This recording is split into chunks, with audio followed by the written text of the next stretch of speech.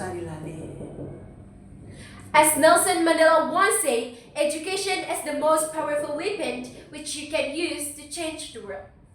And today, I stand here with a very weapon, the power of ideas, arguments, and visions. Good morning, honorable educators and respected opponents. Standing before you, I am Syarifah Belkis from SMA Negeri 1 Brastagi, the first speaker of the government team. I am ready to bring you a strong case on today's motions. And of course, I am strongly believe that this House believes that developing states should prioritize educational development over economic growth. In my speech, I will explain about definitions of motions, problem limits, and of course, the last but not least, the arguments along with valid data and facts. But first of all, please allow me to read and tell you about the definitions of motions.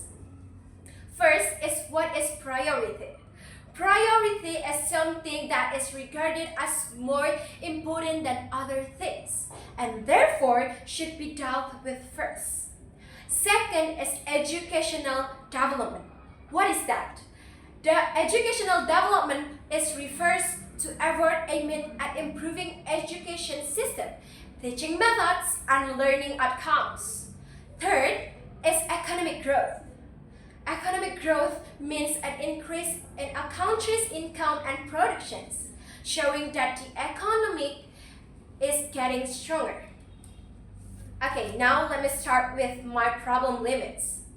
Why developing states should prioritize educational development over economic growth?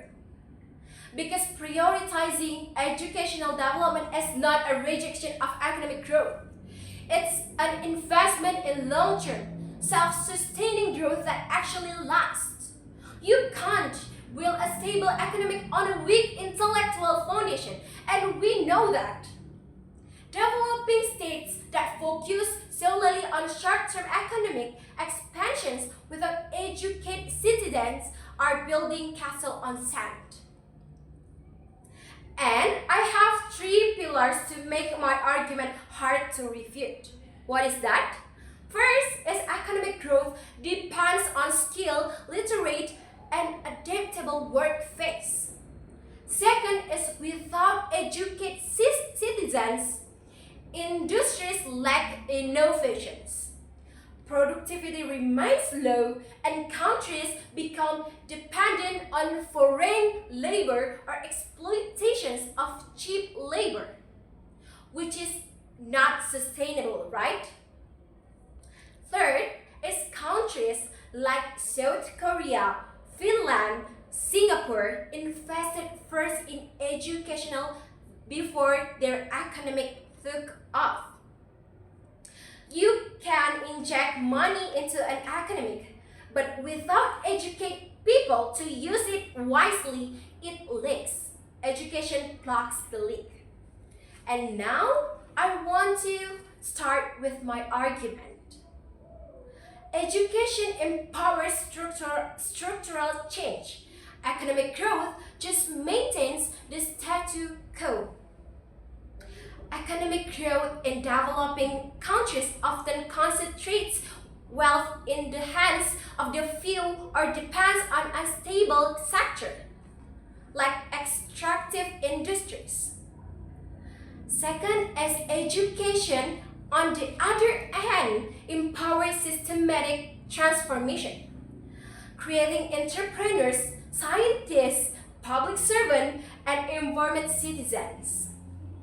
Third is if reduced inequality increases social mobility and support democratic governance, all of which make future growth more inclusive and stable. Growth without education feeds the elite. Education without growth feeds the nations. Now, I want to tell you about education is anti-fragile. Economic growth is volatile. Economic growth is highly vulnerable to external shocks, pandemics, inflation, political instability, face the global market crashes. Second is the educational development creates human capital that can adapt, innovate, and recover. So it builds resilience. Third is a development mind can rebuild a broken economy.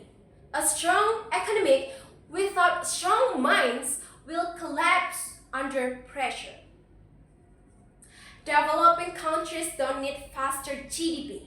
They need stronger people. And strong people are built in classrooms, not factories. Education is not a cause. It's the engine that makes meaningful growth possible. That's why, in the battle between short term gains and long term strength, we choose to prioritize educational development.